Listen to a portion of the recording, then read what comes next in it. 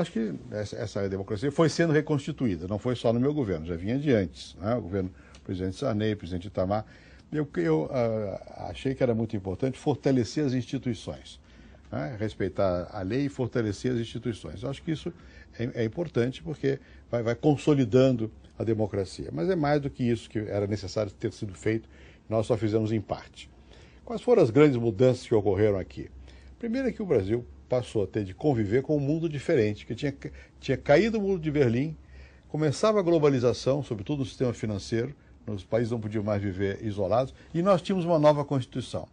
Essa nova Constituição, ela tirou do governo federal muita capacidade de investimento, porque ela dividiu mais os recursos com os estados e municípios. E, por outro lado, ela assegurou muitos direitos necessários, direitos sociais. Então, o governo federal teve que se reorganizar. Fazer o quê? Reorganizar a educação, a saúde. Não havia o SUS, por exemplo. Né? Havia na lei, mas não estava funcionando. Nós tínhamos que fazer funcionar o SUS. Tivemos que dar um impulso à reforma agrária, porque era uma demanda da sociedade. Então, muitos problemas que tinham que ser feitos. Eu acho que o legado de nós começarmos a cuidar não só do Estado e do investimento, mas das pessoas, é um legado que fica. E por outro lado, a questão relativa a que, como o mundo mudou, nós tínhamos que refazer a estrutura do governo, criar as agências autônomas para lidar com as áreas privatizadas, investir capitais, abrir a economia. Então, isso também eu acho que fica. Eu não gosto de dizer que foi do meu governo, porque isso tem história, ninguém inventa a roda, mas você pode acelerar um pouco o passo da roda, ou às vezes dá para trás. Bom, com relação ao que sobrou, como é que o governo atual reagiu a isso, eu diria o seguinte: no que diz respeito à macroeconomia, ele criticou a vida inteira tudo que nós fizemos e seguiu o rumo. No que diz respeito ao resto, eles fazem constrangidos, né? Por exemplo, vamos fazer uma concessão de rodoviária, vamos fazer PPP, parceria público-privada. Acaba não fazendo, fica no meio do caminho. Agora mesmo, crise aérea. Vamos fazer com que os capitais privados tomem conta dos aeroportos. Quem sabe a gente possa abrir a Infraero, 49%. O controle é do governo. Então os capitais não vêm, quer dizer, ele ficou um pouco no meio do caminho isso tudo. Avançou na destinação de recursos para as áreas sociais, o que é bom, né? E diminuiu a visão democrática propriamente dita. Por quê? Porque na visão democrática você não tem uma confusão entre o público e o privado, nem no que diz respeito às corrupções, nem no que diz respeito ao uso da máquina pública pelos partidos. Você tenta limitar isso. No momento atual isso deu um tanto para trás. Então, alguma coisa ficou, é mais sólida, outras coisas perderam um pouco de velocidade, outras foram criadas, outras estão sendo, digamos, obstaculizadas. O que precisa fazer? Eu acho que o que precisa fazer é o seguinte: nós temos que parar de pensar só para dentro de nós próprios, para o nosso próprio umbigo.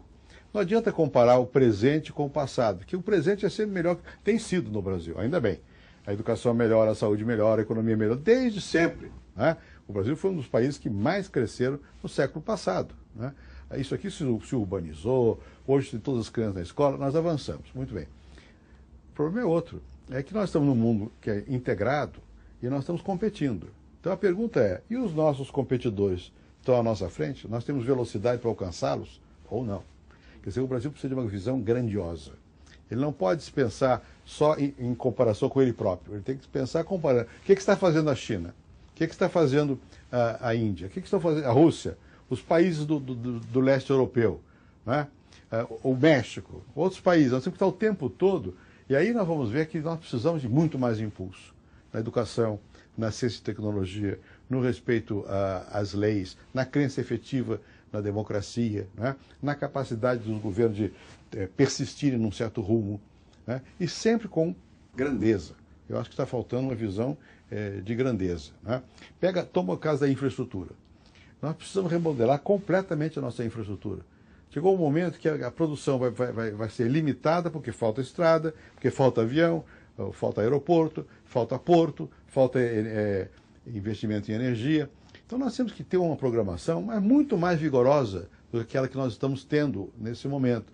Nós estamos patinando em vários setores cruciais. E a visão de grandeza implica você dizer, não, meu objetivo está lá adiante e eu vou fazer, e tem que avaliar. Estou fazendo, não estou fazendo, quem que está fazendo? Muda, se a pessoa não presta, tira, substitui, põe outra. Tem que ter mais eficiência. Falta isso.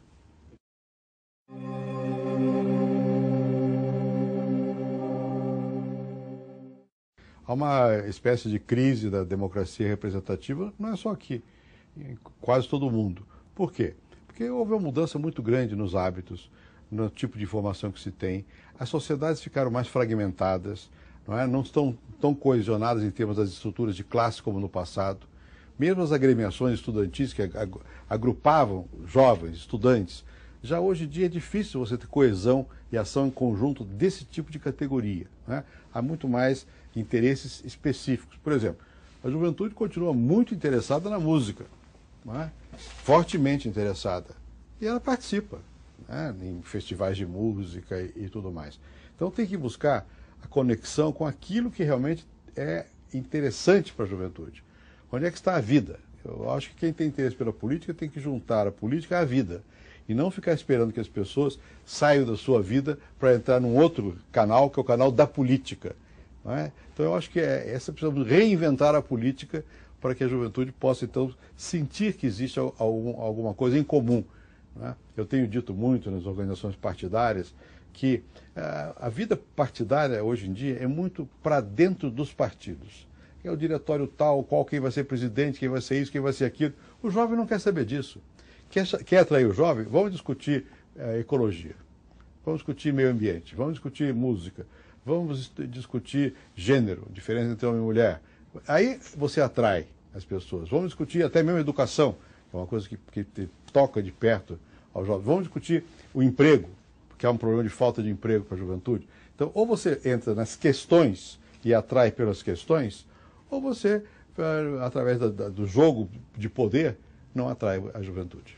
Eu disse que a causa da minha geração era a democracia. Por quê? Porque na minha geração deu de frente com a ditadura. Então, quando você está sem liberdade, você quer liberdade, ou você tem liberdade. E você tem um sistema democrático funcionando. Aí eu pergunto, mas o que está funcionando? É realmente aquilo em que a gente acredita, ou seja, a lei, a igualdade, a liberdade, valores que sejam compartilhados por todos, ou nós estamos assistindo um jogo em que, a arquitetura está aí posta, mas a alma não? Eu acho que nós estamos vivendo um momento que você tem eleição, você tem congresso, você tem tudo isso, mas você não tem a crença na lei, você não tem a crença na igualdade perante a lei. Você tem uma opção de escândalos, de corrupção e impunidade. Você tem muito crime, muita violência e impunidade. Então, aí há um risco da juventude achar, bom, isto é assim por causa da democracia, ao invés de perceber que isto é assim porque a democracia não está completa. Então, como é que você faz com que essa chama da democracia volte a ter sentido? É mostrando que ela não está completa e que se nós não fizermos um esforço grande para realmente acreditarmos na lei, não vai ter democracia. E a lei significa que você transgride, você é punido em nome da lei. Não pode ser esse sistema que nós estamos vivendo hoje, que é de leniência, de aceitação de tudo. Isso leva a uma certa descrença. Então, aqueles que têm interesse realmente em revitalizar a democracia, e os jovens que são interessados nisso, têm que entender que nós não completamos o processo democrático. Nós fizemos o formal da democracia, mas falta a alma.